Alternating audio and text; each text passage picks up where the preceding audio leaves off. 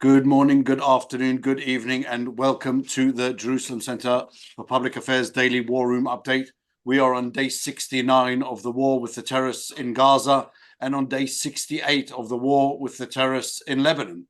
A quick update on where we've been and what we've done until now, and then we'll be joined by our special guest, Jerusalem Center fellow and really a special guest, Brigadier General Yossi Kuperwasser.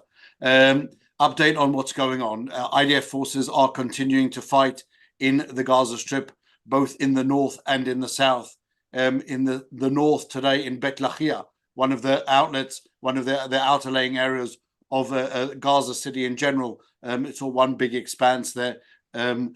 We've seen a tremendous amount of fighting going on, and just in the last really 24 hours, and one of the major events there or some 70 Hamas terrorists simply surrendering and coming out of the Kamal Adwan hospital. Again, not only the El Shifa hospital being used by the terrorists as a place from which they fight, but the same being done in other hospitals all through the Gaza Strip. This time it was the Kamal Adwan hospital with, again, 70 terrorists at least coming out with their weapons in their hand, RPGs, all types of offensive weapons, where they basically turned the hospital into a military base. In the south, we're continuing on with the IDF offensive, both predominantly in Khan Yunis and also extending to some points into Rafah, on this side, on the northern side of the Egyptian of the border with Egypt. In the north of the Gaza Strip, also we've seen the continuing on of the fighting in Jabalia, where we saw just 2 days ago quite a substantial amount of IDF soldiers being killed there, and the fighting there is carrying on as well. The terrorists seem to be, as we've said, often running out of food and fuel and water, but they don't seem to be running out of rockets. Yesterday, a substantial barrage and also firing of rockets into areas such as Ashkelon, Ashdod, with some direct hits being registered. Thankfully, no one, to the best of my knowledge, was injured severely as a result of those rocket falls. Moving to the north, Lebanon, just in the last hour and a half, 2 hours, we've seen a barrage of 20 rockets being fired from Lebanon. Really, Hezbollah acting on behalf of the Iranian proxy, turning up the heat there, attacking all different sites and continuing to be a thorn in Israel's side, really just waiting for them to make the decision as to when they are ready to open a more extensive war or not, as the case may be, with the discussions going on and continuing on with the US administration as how to implement UN Security Council Resolution 1701, still from 2006, which called for Hezbollah to retreat to above the Litani River for the dismantling of all the militias in Lebanon and for really the control of arms flowing into Lebanon. None of that actually happened, but for some reason it appears to be an understanding that that's a decision that we should be promoting and trying now to implement. Further off, we've seen continued attacks by the Houthis, another Iranian proxy, continuing to attack civilian ships at sea, obstructing the freedom of navigation. Today, really, quite a substantial development as the Iranian foreign minister laid in and said, well, if this US organized coalition to combat the Houthis and to prevent this interruption to the freedom of navigation in the Red Sea actually happens, then they will have some surprises. The Iranians, will have some surprises for the rest of the world and for the coalition, of course. The Ayatollahs, the mullahs, are not happy with the idea that one of their or another one of their proxies would be in some way reined in. Closer to home in Judea and Samaria, we've seen not a small amount of anti-terror operations with IDF forces again having to attack terror cells in Jenin from the air. They're operating on the ground as well, an operation that's been going on now for some 50 hours, with the goal of trying to really take a substantial foothold against those terrorist infrastructures. That's really the picture that's going on around those different signs and sites of fighting. But really the question is, and that's what we're going to discuss today with Brigadier General Kuperwasser, what happens at the end of the fighting in Gaza? Let's assume, for the purpose of the discussion, that Israel manages to achieve its goal of destroying the Hamas terror infrastructure, the Hamas governance infrastructure in the Gaza Strip, and we're now given this opportunity to start again in Gaza. Just 2 seconds before I get to you, Yossi, a recap of Gaza over the last 500 years. For 400 years, it was under the rule of the Ottomans. They didn't really care what was going on there. Rising and falling fortunes and investment based on whichever person they saw fit to intervene there. Then, obviously, with the end of the Ottoman Empire and the transfer of power to Great Britain under the mandate system, 1917 to 1948, Gaza again didn't enjoy particularly large amounts of investment or interest.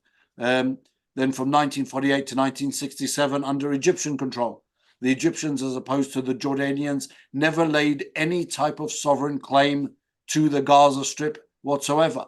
They held it under military rule, never really investing anything there. David Ben-Gurion in 1949-50 suggested that the Gaza Strip would be part of the state of Israel, that Israel would grant citizenship to all of the 270,000 people who were there, some of them original residents, some of them what's called the Palestine refugees who had run into Gaza. Unfortunately, that option was rejected by the Arab countries and by the international community. The 1967 to 2005 Israeli rule, partially under the control of the Palestinian Authority from 1994 to 2005. And now from 2005, 2006, Hamas rule Gaza under the auspices and governance of a terrorist organization whose first and foremost concern was to build and develop the terrorist infrastructure and not to worry really about the Gazan population in any way, shape, or form. So now if we get to the point where we can start again, Yossi, the question to you, how do we now put Gaza back on the map as an area which no longer poses any danger to Israel? How do we prevent another October 7 massacre? Well, first of all, thank you for this presentation of the situation and of the history, the concise history of Gaza. It's more complicated than that, as we say.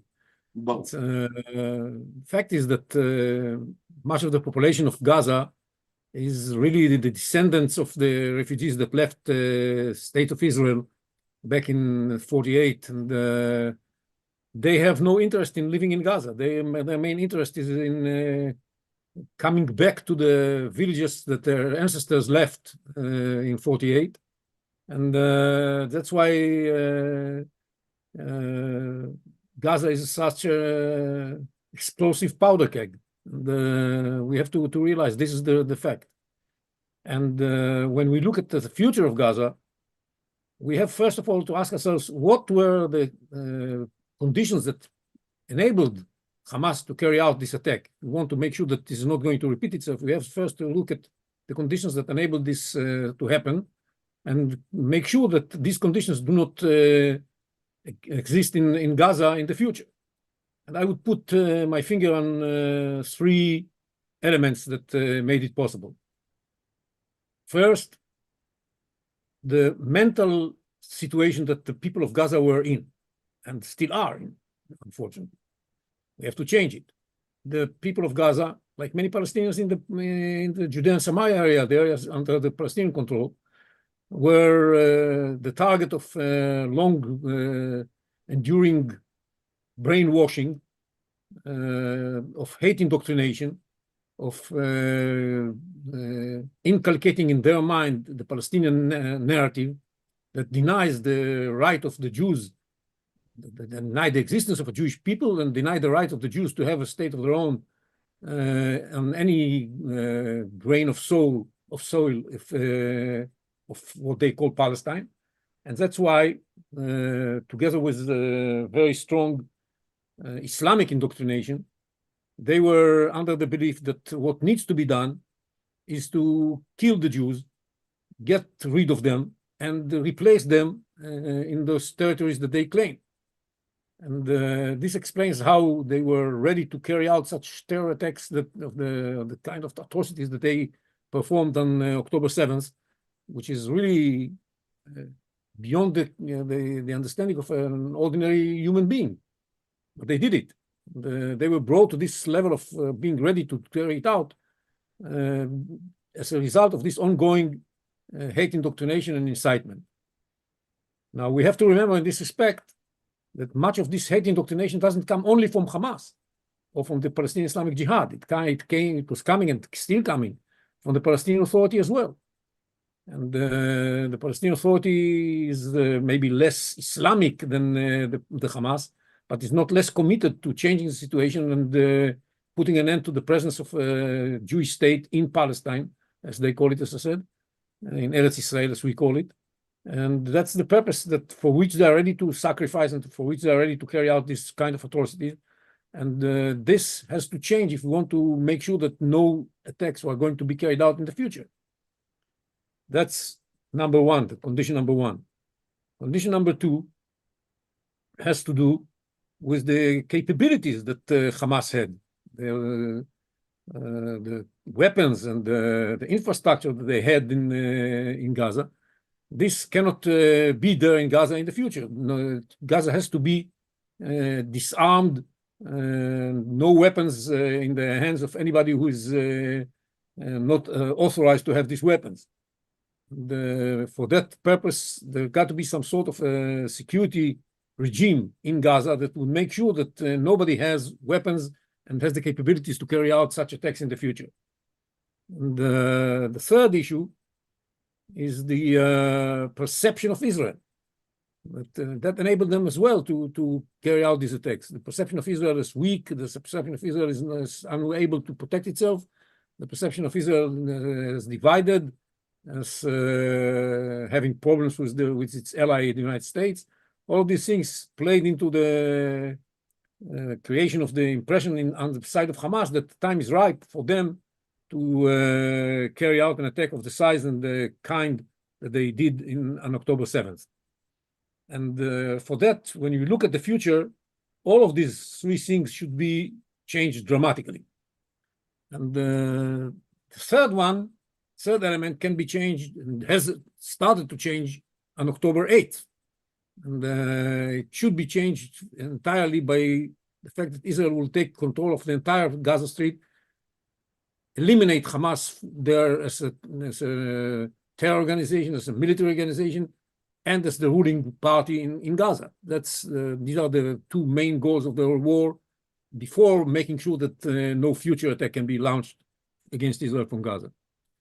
And but for the second and the first element to be taken care of, we need, first of all, in the day after, to make sure that Israel enjoys total and unlimited freedom of maneuvering and operation in the Gaza Strip, so that whenever we see anybody trying to arm itself, to arm himself with any kind of weapons, or planning to carry out an attack, we should be able to take the necessary action immediately, and that we should be able to prevent any weapons from entering Gaza.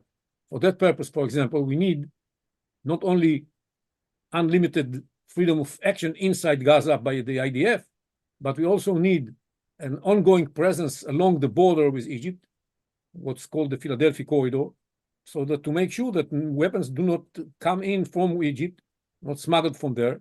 And unfortunately, this was not the case until recently, because the Egyptians, even though they did an effort, were not efficient enough in preventing weapons from coming in. So we cannot rely on Egypt for that purpose. We have to be able to rely on ourselves.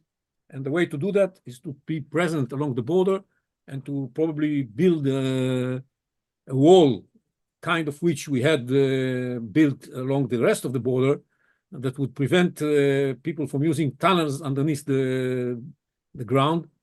And because we know that there are many tunnels over there, and we have to make sure that they are unoperational. At the same time, we need some presence along the border with Israel itself, so that we shall not be, Nahal Oz is on the border itself. And many of the other communities are very, very close to the border. So it's we need some space before the Israeli communities where we can be deployed and not only operate when necessary.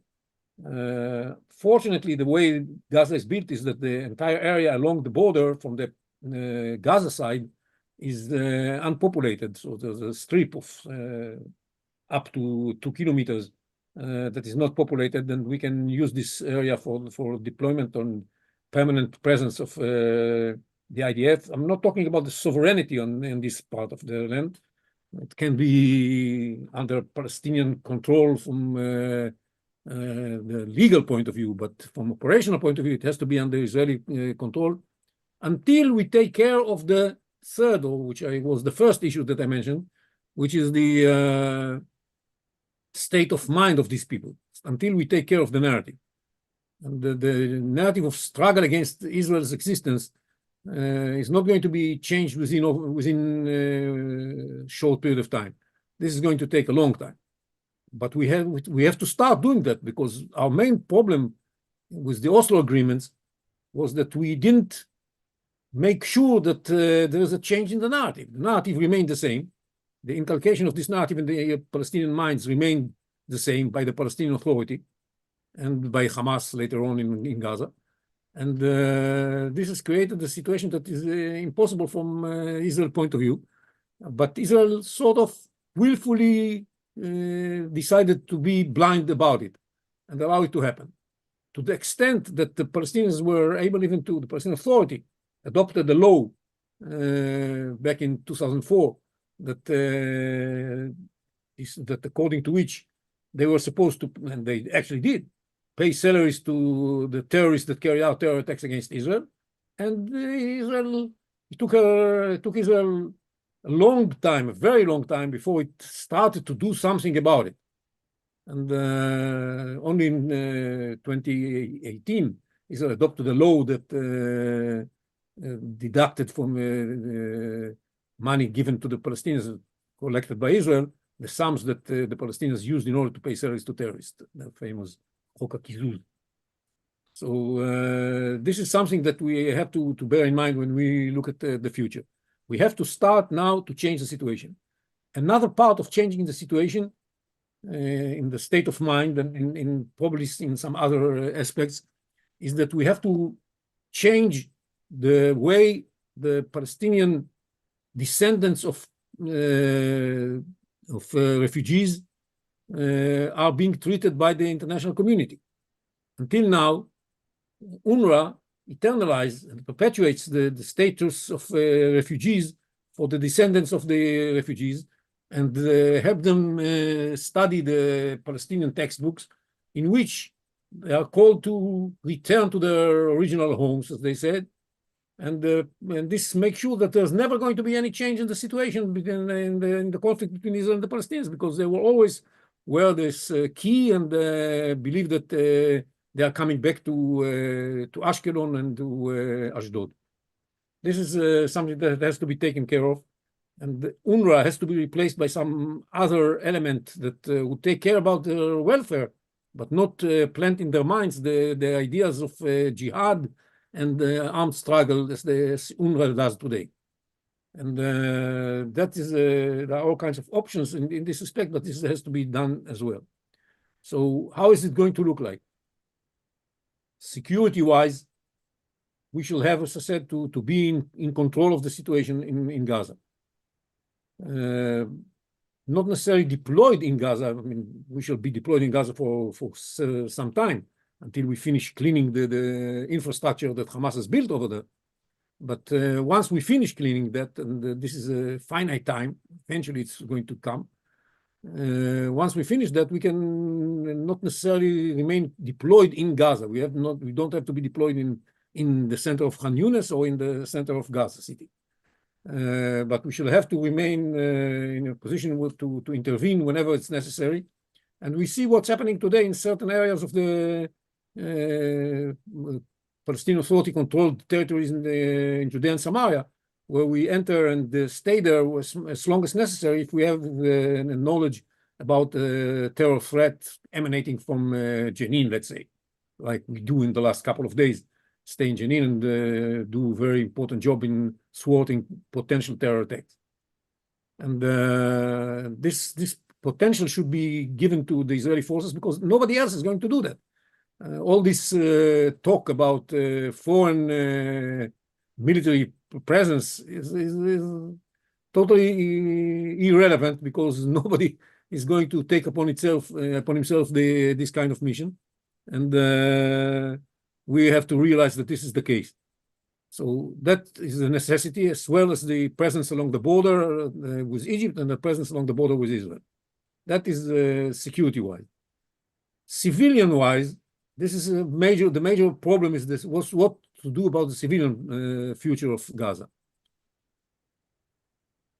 One option that was raised in this respect was to bring in the Palestinian Authority. This is extremely dangerous and very unwise. The Palestinian Authority, as you mentioned, Maurice, in your initial presentation, was in charge of Gaza. It was in charge of Gaza between 1994 and 2007. What happened in between 1994 and 2007?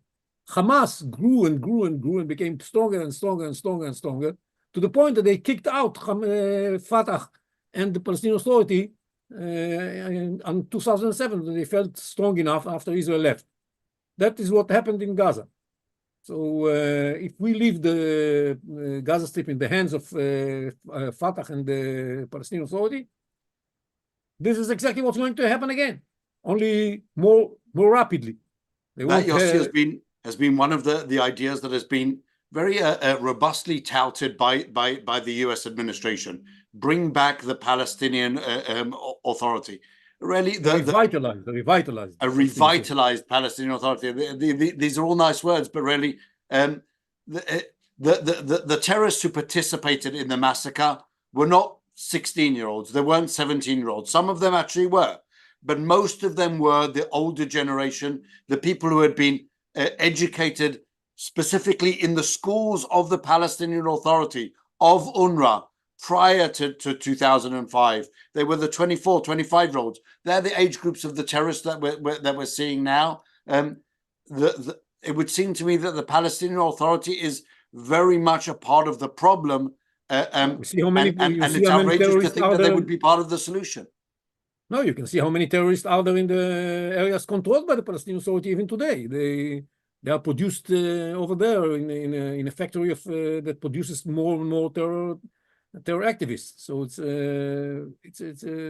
what's the idea? And anyhow, they're going to lose control of the Palestinian of Gaza within a very short period of time because we know where the hearts and the support of the Palestinian people is. We just have seen the polling that came out yesterday from the Fatri Shkaki's, Khalil Shkaki Center of Polling that indicates that the support for Hamas inside the Palestinian population grew dramatically because of what happened until now. And it definitely is leading above Fatah by a very big margin. So it's Hamas is going to take over within a very short period of time. And beyond that, Fatah and the Palestinian Authority Prime Minister have already said that they are looking for integrating Hamas into the government. They're not going to kick Hamas out. They want Hamas to share the government with them. So what what is the logic of bringing Fatah? And on top of that, as we all know, they are totally corrupt. They are very weak. They are unable to govern the areas under their control in Judea and Samaria. How can they govern Gaza? And they are going to promote hatred as they do in everywhere they are. So it's they just published a very nice poster with the names of, if I remember correctly, about 35 terrorists that were killed in the areas they control in the Judea and Samaria area that are members of the security forces. Out of hundreds of about 200 that were killed, about 35 are members of the security forces. And they are very proud of them. So these are the people that we want to bring in to govern Gaza. This is in sheer contradiction with the goals we are trying to achieve by letting anybody to govern Gaza. Adding on the expressions of joy that we saw yesterday on social media of Palestinian leaders and the fact that Israeli soldiers had been killed in the ambush by Hamas, really complete support. What we're seeing, I don't think many people understand that what we're seeing today is complete support of the Palestinian Authority for Hamas. Even now, after the massacre, we've seen no condemnation by the Palestinian Authority, no attempt even to minimize the damage being caused. Really, there's a complete meeting of minds, as it were, Hamas and the Palestinian Authority against Israel. So that's really, I think, something that has to be very much taken into account. Definitely. So this idea is a bad idea. This is a very bad idea. And not, as I said, not only bad and unwise, but also dangerous. It's a very dangerous idea to bring in the Palestinian Authority. And I don't know what is the meaning of the word revitalized. If revitalized means that you replace everybody that says these kind of things, you replace all the laws that support terrorism, you put an end to the pay for slay law that the Palestinian Authority has and to the implementation of this law. If the revitalized means that they change the narrative and all of a sudden you find Palestinians who have a different narrative and that are ready to govern in this la la land, of course, we can have a vitalized Palestinian Authority. It's not the name Palestinian Authority that threatens us. It's the content that fills this name and structure. This is what bothers us, and I think we should be aware that as long as this is not going to happen, we cannot put Gaza in the hands of the Palestinian Authority. This is going to be a terrible mistake. So what can be done? First of all, we shall have to wait and see for what is the impact of achieving the goals of Israel in Gaza and the military operation and the way Gazans look at their future. Right now, everybody has to say that they support Hamas and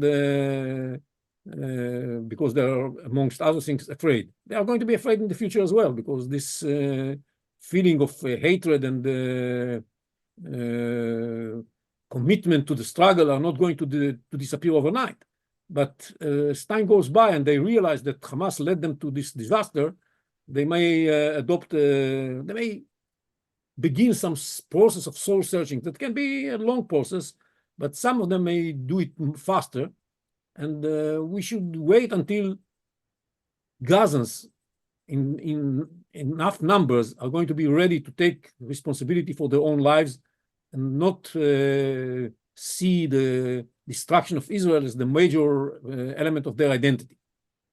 It's going to take a while. It's not going to happen overnight.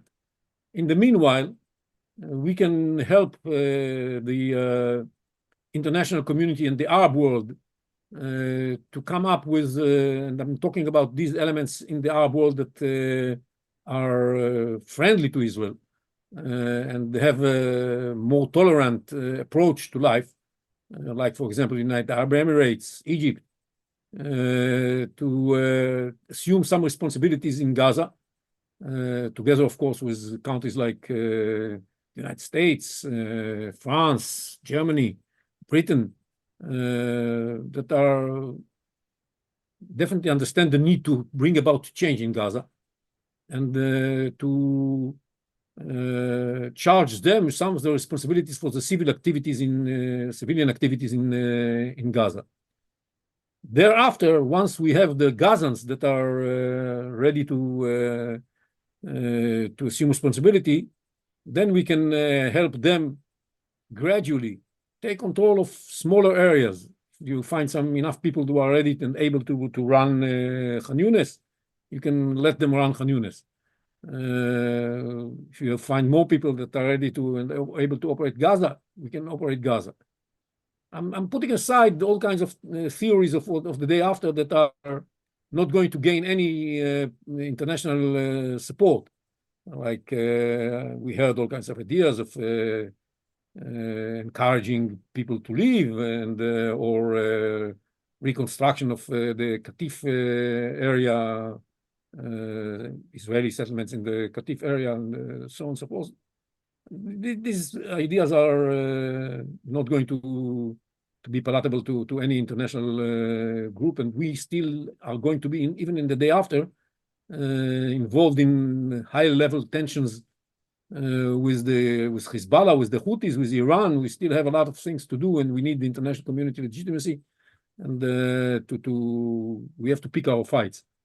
But so this, in my mind, is not realistic and maybe even counterproductive. But we do have to think about the day after what we do with the population, because at the end of the day, there are about 2 million people living in Gaza. We cannot keep them in tents for a prolonged time. So we have to work out together with the international community some sort of an organization that will take care of their civilian life and provide them with education, with anything they want.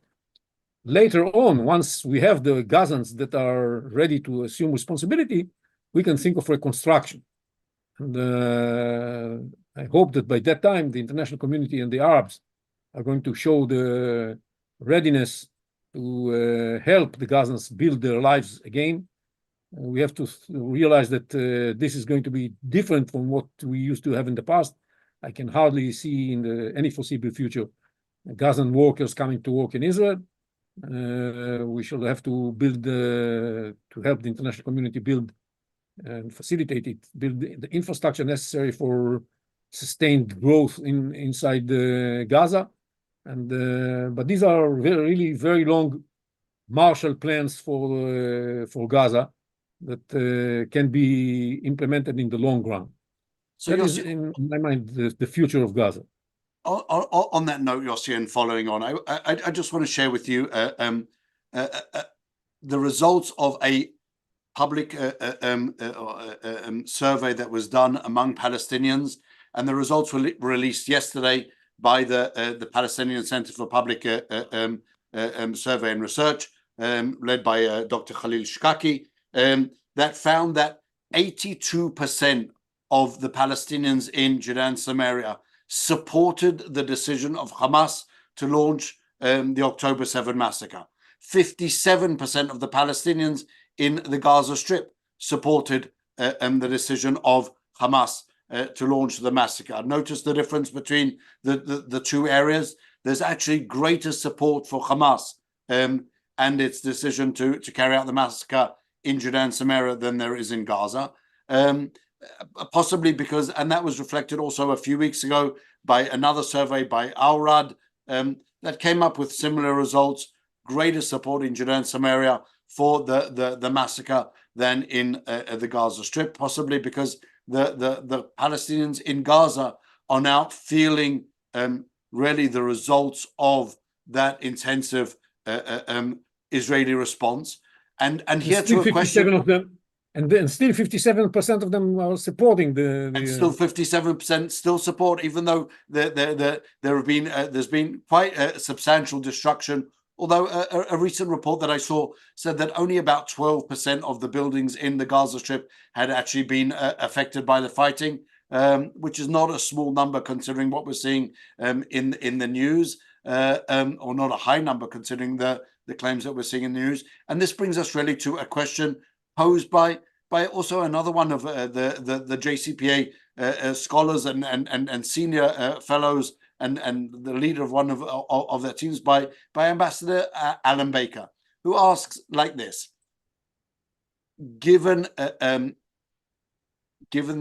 extent of the Israeli response and really the war that's been going on there, how will the Gazan population ever change their views, their mental state, as you said it, considering the results of the war? And will the war not make them even more hostile and even more revengeful? Well, I think, first of all, it's always when Alan asks a question, it's a very good question. And it's not easy to know that the things are going to change the way we want them to change.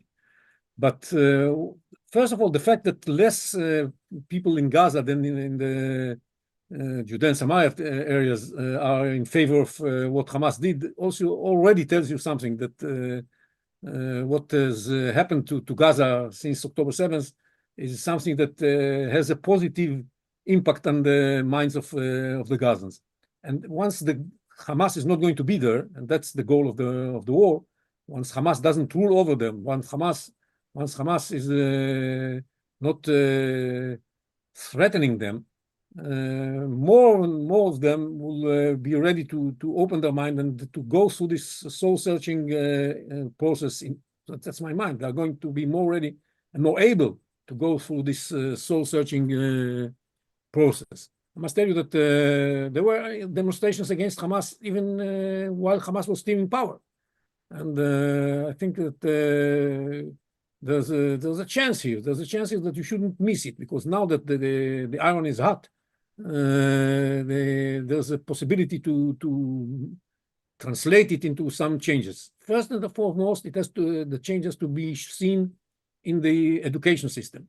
We have to get rid of all these textbooks that Hamas and the Palestinian Authority are using, that are full with hatred, indoctrination, and we have to replace them by books that we can bring in from the UAE that teach about tolerance. It's going to take a long time before it has an impact, but you have to start somewhere. And secondly, we have to be more able to govern the kind of messages they get from other sources, from the culture, from their sermons at mosques and so on and so forth. They should hear different messages. It's not going to be done by us. I hope that the international community council that is going to be governing Gaza is going to do the job. And that some people in Gaza will, and there are some people in Gaza who are ready to adopt a new policy. They're maybe not courageous enough in order to say it publicly, but there are some, and I hope the number is going to grow.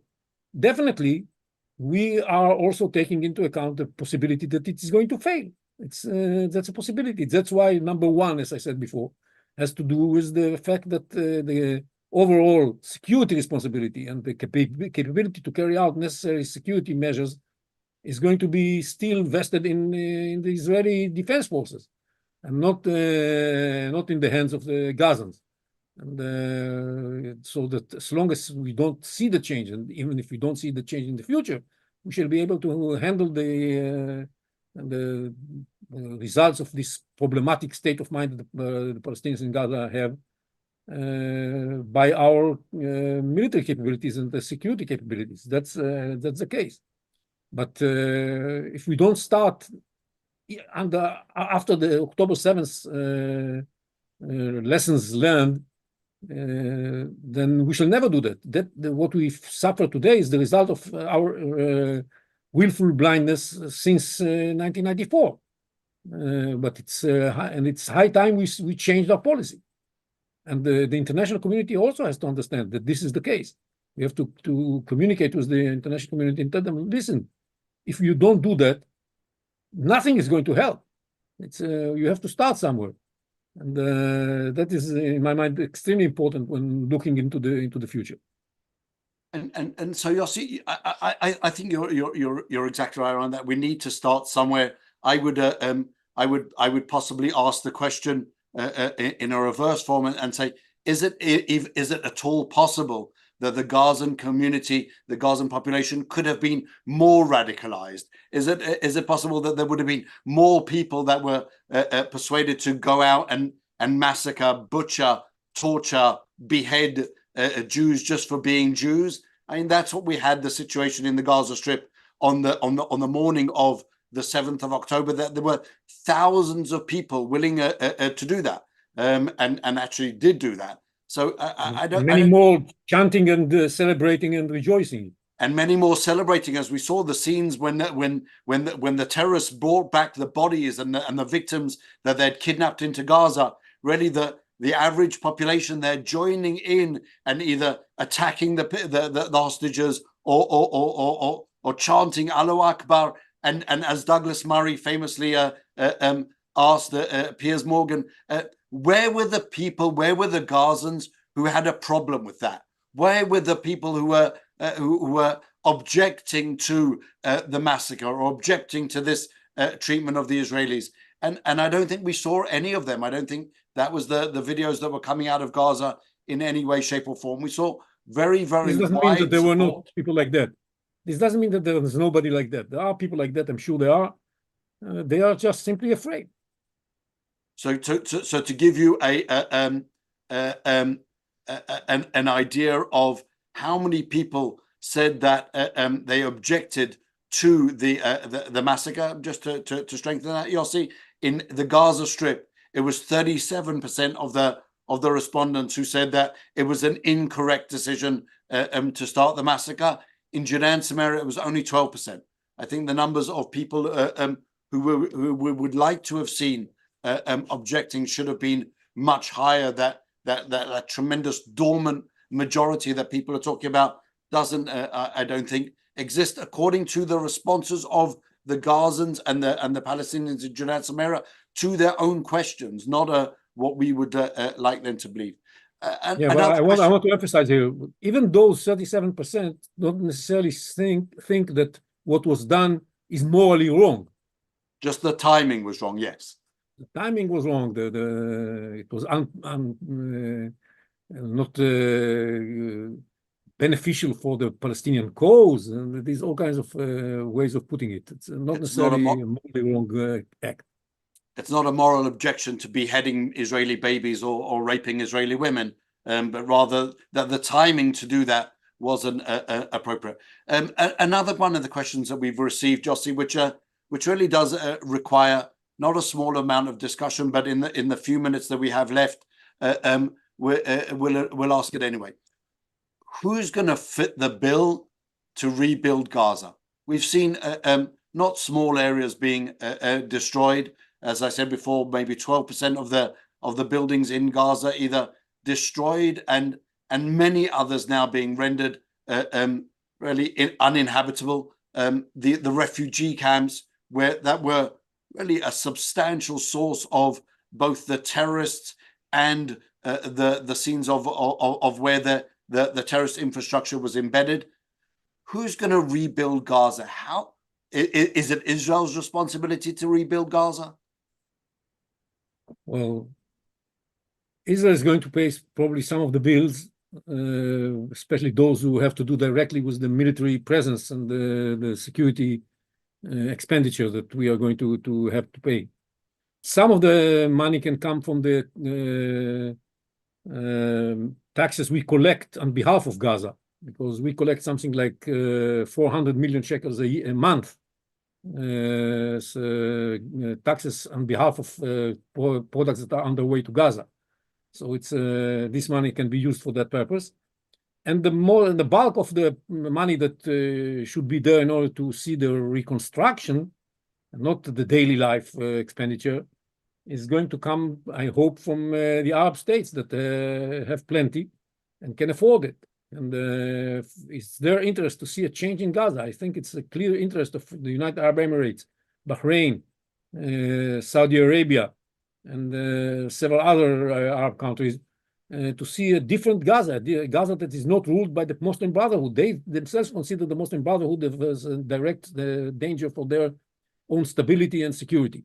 And here's an opportunity for them to make sure that everybody knows that building a Muslim Brotherhood-led sort of country, sort of state, is a very wrong idea, and this is what happens to such a quasi-state, and that's why everybody should know that they should not side with the Muslim Brotherhood. They understand that, Saudi Arabia and the United Arab Emirates look at the Muslim Brotherhood as a terror organization.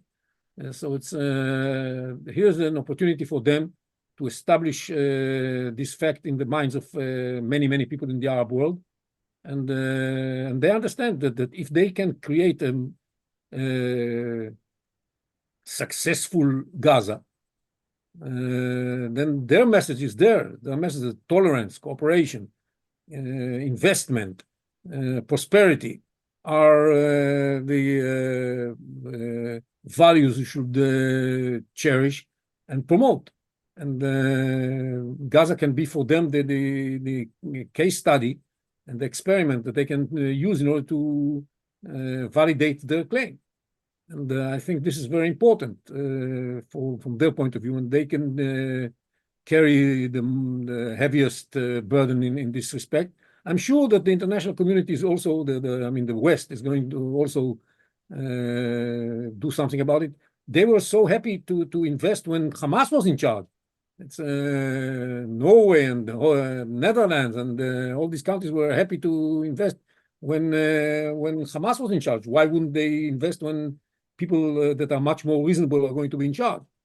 And on top of that, they have another good incentive to invest. If nobody is going to invest in the rehabilitation of Gaza, then the Gazans eventually are going to leave.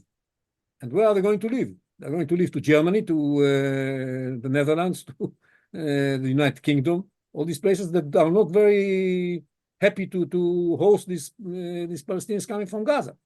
So if they want to make sure that the Gazans have a way of earning their living in Gaza itself, they should be ready to invest in the reconstruction of Gaza.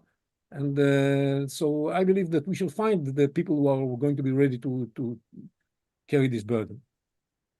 It's incredible, Yossi. I'll give you one example of part of the complexities of that same question. For many years, Qatar was sending $30 million every month to support Hamas, to support ostensibly the Gazan people, but really they are funding terrorism for all intents and purposes. On the other hand, in order to bring about the freeing of some of the hostages, Israel actively engaged with Qatar, this organization that actively supports Hamas. Just yesterday, I saw an announcement that the Qatar Wealth Development Fund, which is one of the biggest in the world, has decided to allocate $50 million for aid to Gaza. What would you say to either the international community / the Israeli government? Should we be accepting the money from Qatar? No, Qatar is Muslim Brotherhood, and Qatar is working for Hamas. That's what they do. If we allow the Qatari money to pour in again, it's going to be used for the same purpose. They don't care about the Palestinians. They care about Hamas. And they don't support the Palestinian Authority, for example, in this respect. They support Hamas. And I don't think that neither Qatar nor Turkey should be involved in the rehabilitation of Gaza, because everybody in Gaza understands that they are Hamas. If you look at the press, the media interviews with people from Gaza, they curse Qatar and Hamas. It's because they regard them as responsible for their poor conditions now, not Israel. They know who's to blame. And that is why I don't think that we should allow Qatar bring in money. I sincerely hope that this lesson is going to be learned by the Americans, that Qatar is a force for the evil, not a force for the good, and that something has to be done about the really mind-boggling situation where the Qataris, who are a major non-NATO ally, according to the American administration, are hosting the leadership of Hamas. terror organization that carried out the 7th of October terrible and horrific massacre, they are hosted by Qatar. How can that be? It's, and their TV station, Al Jazeera, is actually the mouthpiece of Hamas. And in spite of all of that, we continue treating Qatar as a respectable member of the international community and a major non-NATO ally.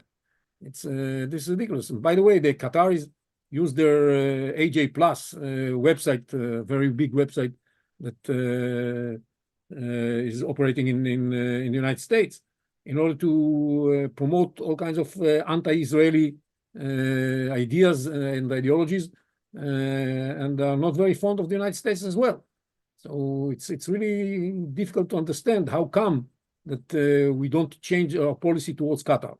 I understand that right now we need somebody to speak with the Hamas for the release of the prisoners, of the hostages. But we can do that through Egypt as well. It would be much more respectable in my mind than doing it through Qatar. And anyhow, the Qataris are not showing their ability to bring anything beyond what was already brought out from Gaza and the first deal. So I think that we should change strategy on that as well. Yossi, unfortunately, our time has run out. The subject, I think, needs very much more discussion, understanding Qatar and its influence on the world.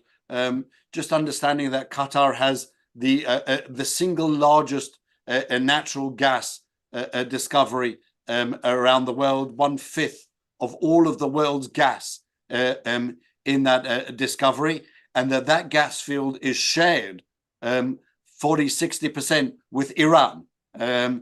So when we start to understand both the connections of Qatar to Iran, its influence on the global economy as one of the major providers of gas to Europe after the start of the Russia-Ukraine war, I think we just start to peel back a little bit of the understanding of Qatar's influence around the world. That's possibly a subject that we should further get into on one of our later briefings. Yossi, thank you very much for your contribution. To everyone, we thank you again for joining us, and we wish you all a good morning, good afternoon, good evening, wherever you are around the world. Happy Hanukkah for the last day. Tomorrow, remember, tomorrow's Shabbat, so Erev Shabbat, so we won't have a broadcast tomorrow or a briefing tomorrow. We'll be back with you on Sunday at 4 o'clock Israel time. In the meantime, have a happy Hanukkah and a nice and a good weekend, a good Shabbat, and thank